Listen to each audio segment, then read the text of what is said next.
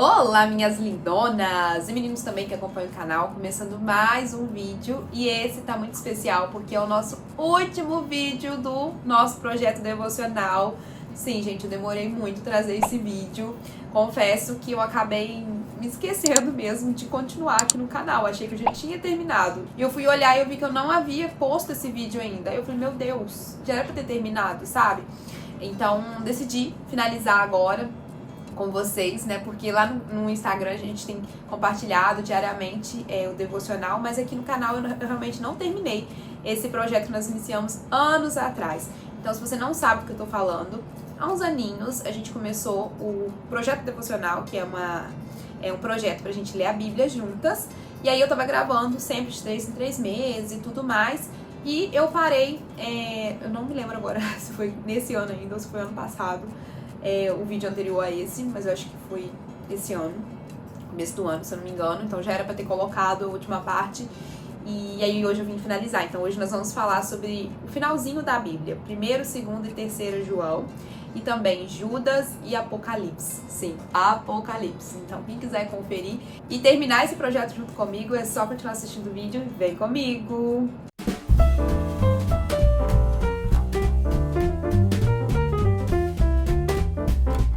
Como eu falei com vocês no início, eu esqueci de fazer o vídeo aqui pro canal, mas isso não quer dizer que eu tenha parado de fazer meu devocional. Inclusive, essa parte que nós vamos falar hoje eu já fiz há muito tempo, inclusive voltei pro Novo Testamento começo do ano e já estou finalizando novamente, porque eu voltei lendo de novo. Sim, gente, a gente lê e relê a Bíblia até o negócio entrar, né? E ainda assim, a Bíblia, toda vez que a gente lê, a gente realmente se depara com uma nova perspectiva, porque a palavra do Senhor ela se renova todos os dias, né? Tá, então vamos lá. Vou começar a fazer o resumo para vocês de 1 João. Como o próprio nome diz, 1ª, 2ª e 3ª carta de João. João, gente, esse João aqui é o apóstolo João, tá? Foi ele que escreveu essas cartas, ele era o apóstolo, um dos mais próximos de Jesus, a quem a Bíblia cita que Jesus amava e que inclusive ele tocou no corpo de Jesus, né, que estava ali presente. Em 1 João, o nome de Deus é mais mencionado do que na Bíblia toda, então fala muito sobre Deus. João escreveu essa carta porque nessa época estava sendo difundida uma heresia, que é o seguinte, sobre a divindade de Cristo. O que acontece? Eles achavam que a carne era muito ruim, que só o Espírito era bom. Então não tinha como Jesus ser Cristo, sabe? Ser filho de Deus, porque a carne era ruim. Como que ele vinha em formato de homem? Não tinha como, só o Espírito que era bom. Então tava realmente rondando essa heresia ali naquela época. E aí João fez essa carta para poder acabar com essa situação. Então João fez essa carta para instruir a igreja. Ele fala muito sobre o amor que nós precisamos praticar com o nosso próximo e também com Deus. João fala muito que as pessoas precisam olhar para nós e reconhecer a Deus, sabe? Tipo, olhei para Paloma e vejo Deus nela. Ele fala muito sobre isso, da gente amar a Deus e mostrar a divindade dele através das nossas vidas, das nossas ações. Nesse livro também tem alguns versículos que são extremamente conhecidos, como por exemplo, o sangue de Jesus é suficiente para nos tirar todo o pecado. Não nos foi manifesto como haveremos de ser, mas quando ele se manifestar, seremos como ele, porque assim como ele é, nós o veremos. Jesus é nosso advogado junto a Deus, maior é aquele que está em nós do que o que está no mundo, e quem não conhece a Deus não pode amar. Um versículo super famoso, que inclusive virou um louvor, que é o verdadeiro amor lança fora todo medo. E uma coisa que assim, toca muito, que é aquele versículo, que se você disser que ama a Deus, mas odeia o seu irmão, você é mentiroso. Porque como você pode odiar uma pessoa, sendo que você diz que ama a Deus, que é o dono do amor, sabe? Então, se você ama a Deus, você tem que amar o seu próximo como a ti mesmo. E não é possível nós não amarmos o nosso irmão, que nós vemos, e amarmos a Deus, o qual não vemos, sabe? Não faz sentido. Outro versículo é: o maligno não toca em quem é nascido de Deus e o mundo jaz do maligno. Então são os versículos mais conhecidos. E aí o versículo 3,16, ele fala o seguinte: sabemos o que é amor por causa disso. Cristo deu a sua vida por nós. Por isso nós também devemos dar a nossa vida pelos nossos irmãos. Se alguém é rico e vê o seu irmão passando necessidade, mas fecha o seu coração para essa pessoa, como pode afirmar de fato amar a Deus? Meus filhinhos, o nosso amor não deve ser somente nas palavras e de conversa. Deve ser um amor verdadeiro que se mostra por meio de ações. Muito forte, né? Então esse é o resumo da primeira carta de João. E agora a gente vai para a segunda. A segunda carta de João, gente, ó, até peguei aqui para vocês verem, é muito pequenininha. Começa aqui e aí termina aqui. São somente 13 versículos. É o menor livro da Bíblia. É o menor. E assim como a primeira carta, João escreveu para instruir a igreja e incentivar os irmãos daquela época a ficarem firmes na fé, apesar das tribulações, das perseguições. E aí essa carta, ela meio que é endereçada a uma senhora e aos seus filhos. E essa senhora é conjecturada como se fosse a igreja e os seus filhos, os irmãos, os membros da igreja. O versículo 8, ele fala o seguinte: tomem cuidado com vocês mesmos, para que não percam o trabalho que já fizemos, mas recebam a recompensa completa. E aí o 9, quem não fica com o ensinamento de Cristo, mas vai além dele, não tem Deus. Porém, quem fica com o ensinamento de Cristo, esse tem tanto o Pai como o Filho. Então são os versículos chaves e mais fortes dessa segunda carta. E a terceira carta, gente, também é muito pequititinha. Ela tem 15 versículos, é o segundo livro menor da Bíblia. Essa carta, ela foi escrita a Gaio. Ele era um homem qual recebia muito das pessoas, né, que conheciam a Deus em sua casa. Então ele fazia a vontade do Senhor, ele fazia missões, né, se nós fôssemos trazer para os dias de hoje. E aí, gente, fala também sobre Diótrefes. Ele estava difamando o apóstolo João e com isso ele estava atrapalhando a igreja, sabe? Fazendo fofoca, difamando mesmo. Essas coisas realmente naquela época atrapalhavam muito, porque era tudo muito novo para as pessoas. Então, se a gente traz para o dia de hoje, imagina, quando tem uma polêmica no meio da igreja, sempre acontece de dividir o povo, né? Então, imagina naquela época, que confusão que não virava. E aí, João termina a carta elogiando Demétrio, que era uma pessoa muito boa. O versículo 2:11, que é o destaque da terceira carta, ele fala para Gaio: Gaio, meu querido amigo, imite o que é bom e não o que é mal. Quem faz o bem é de Deus. Quem faz o mal nunca viu Deus. Forte, né? Essa é muito forte. E esse é o resumo, gente. Bem pequititinho. Vocês vão ler com mais calma aí, né? Quem não leu ainda, quem já leu, já compreendeu. Acho que é bom pra gente relembrar. Agora nós vamos falar sobre Judas. É um livro não muito falado. Muitas pessoas nem sabem que esse livro existe aqui na Bíblia. É um livro pequeno. Ele tem... Deixa eu até falar com vocês. 24 versículos, é bem pequititinho mesmo. E ele não foi escrito por Judas Iscariote, aquele que traiu Jesus. Não foi ele. Ele foi escrito por Judas, que era um dos irmãos de Jesus, irmão do Tiago. E a Bíblia relata que Tiago e Judas, né, os irmãos de Jesus, eles não reconheciam a divindade de Cristo até a morte e ressurreição dele. Então, até então, eles não o reconheciam como Cristo. E aí, ele vem falar nessa carta, que é uma das cartas gerais, ela não foi endereçada a ninguém específico.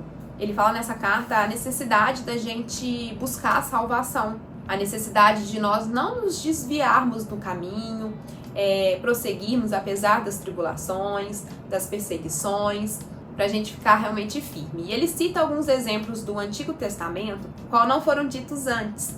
Então a gente vê que ele realmente tinha conhecimento da Bíblia, né, do Antigo Testamento e tudo mais.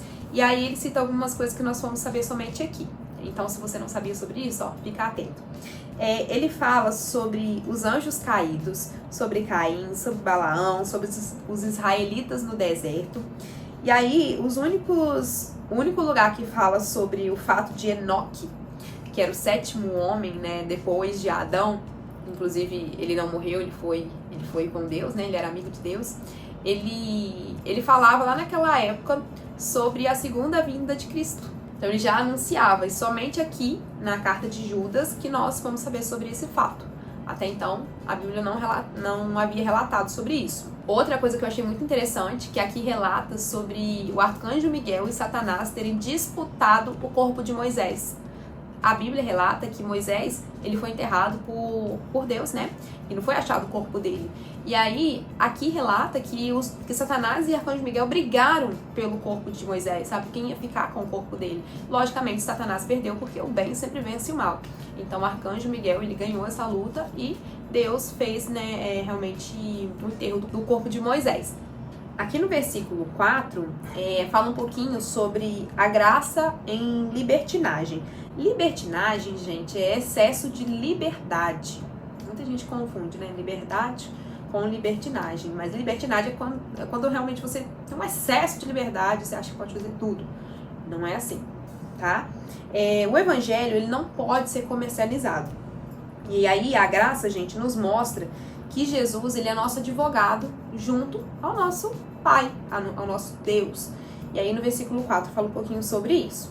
Inclusive no Judas 8, do mesmo modo esses homens têm visões que fazem pecar contra o próprio corpo deles. Desprezam a autoridade de Deus e insultam os gloriosos seres celestiais. Fala sobre realmente a libertinagem, tá? Então, é isso, esse é o resumo. E agora a gente vai para Apocalipse. Muita gente tem medo de Apocalipse, né? Mas não precisa ter medo. Apocalipse, ele realmente é um livro mais difícil de entender. Cada vez que você lê, você vai ter uma visão diferente. Mas não precisa ter medo de ler ele não, tá? Apocalipse é um livro que foi escrito para revelar as coisas que aconteceriam antes, durante e após a segunda vinda de Jesus. Aqui no começo da minha Bíblia até tem um resumo que fala assim: quem está no comando da terra? Satanás. Mas ele só tem o controle na medida que Deus permite. Essa é uma das razões pelo quais não precisamos temer. O inimigo pode conspirar contra nós, pode planejar ataques, pode até ter sucesso, mas ele não vence.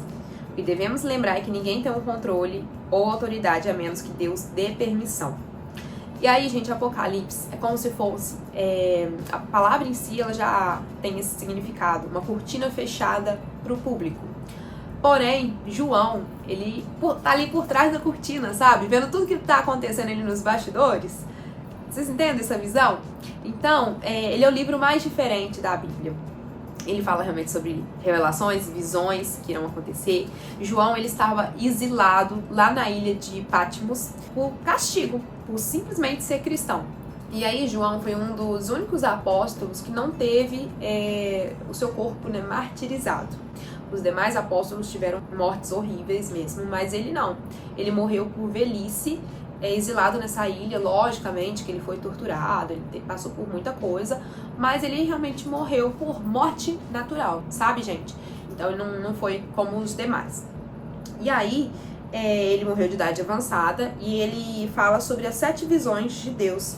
Inclusive, 7 é o número divino, o número da perfeição. Em Apocalipse fala sobre as 7 cartas às igrejas, sobre os selos, sobre as 7 trompetas e sobre as 7 taças derramadas. Ou seja, são muitas coisas com o número 7, muitas situações. Em Apocalipse, a palavra trono, ela é repetida mais de 40 vezes, gente. E aí no Velho Testamento ela é dita mais ou menos em torno de 15 vezes. E no Apocalipse isso acontece praticamente 3 vezes mais. E o que isso quer dizer? Por que fala tanto sobre trono? Porque Deus está assentado em seu trono. Isso quer dizer que ele tem controle absoluto de tudo. Porque ele criou tudo. Ele tem o final já, né, de tudo que vai acontecer. Ele tem realmente o controle em suas mãos. Então, onde Deus está? No seu trono.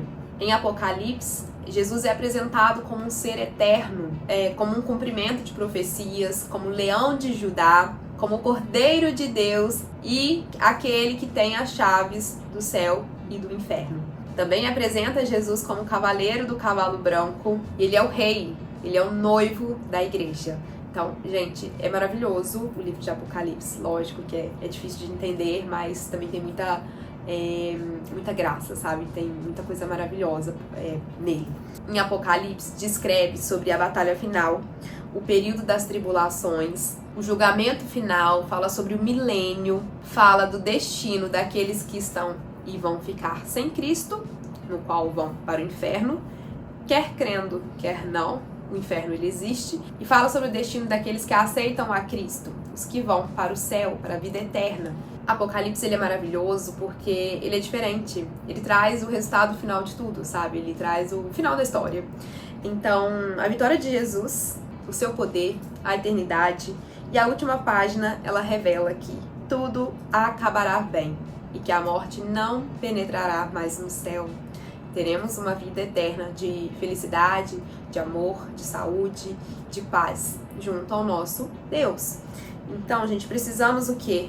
Buscarmos a nossa salvação diariamente para alcançarmos, né, essa vida eterna com Jesus, essa vida maravilhosa que Jesus está preparando para nós lá realmente no céu. Então, Apocalipse é isso. Lógico, gente, tem muito mais. Inclusive, o versículo, deixa eu até ler para vocês. O versículo 21:4, ele fala: Ele enxugará dos olhos deles todas as lágrimas. Não haverá mais morte, nem tristeza, nem choro, nem dor. As coisas velhas já passaram. Aquele que estava sentado no trono disse: Agora faço novas todas as coisas. Escrevo isto, pois estas palavras são verdadeiras e merecem confiança. Tudo está feito. Eu sou o Alfa, o Ômega, o princípio e o fim. A quem tem sede, darei água para beber, de graça, da fonte da água da vida. Aqueles que conseguirem a vitória receberão de mim o presente. Eu serei o Deus deles, e eles serão meus filhos. Mas os covardes e os traidores que cometerem pecados nojentos, o lugar dessas pessoas é o lago onde queima o fogo e o enxofre. É a segunda morte. Pesado, né? Muito pesado. Mas se nós prosseguirmos para o alvo, nós podemos alcançar nossa salvação. Gente, esse é o resumo da Bíblia por um todo. Se você não acompanhou e tem vontade de começar a ler a Bíblia lá do início, de Gênesis, eu vou deixar para vocês a playlist do nosso projeto devocional aqui abaixo ou aqui nos cards. Vocês podem estar assistindo, começar tudo de novo. Às vezes quer começar um plano de leitura agora para o começo do ano, né, de 2025, chegando. Você pode estar acompanhando os meus vídeos e estar lendo, que agora já temos resumo de toda a Bíblia. Inclusive, são 65 livros. São muitos, né? E a gente tem resumo de tudo aqui no nosso canal. Então, estou muito feliz por finalizar isso com vocês e por incentivar vocês a buscarem realmente ter essa vida devocional com Deus. Espero que vocês tenham gostado. Eu não sei agora como que eu vou fazer com esse quadro aqui no canal, porque a gente já leu tudo. Talvez eu traga alguns temas pra gente conversar, sabe? Pra gente papear. Me deem sugestões, porque lá no Instagram eu tô sempre falando, papeando um pouquinho. Mas aqui eu não sei como continuar. E aí, se vocês quiserem, deixem sugestões aqui. Comenta também se você fez o projeto todo comigo, se você finalizou, se você começou, parou no meio do caminho. Comenta, vem interagir para eu poder saber, me dê um feedback sobre esse projeto, tá? É isso, Deus abençoe a vida de vocês, clique em gostei, compartilhe com as amigas, mil beijinhos e até o próximo vídeo. Tchau!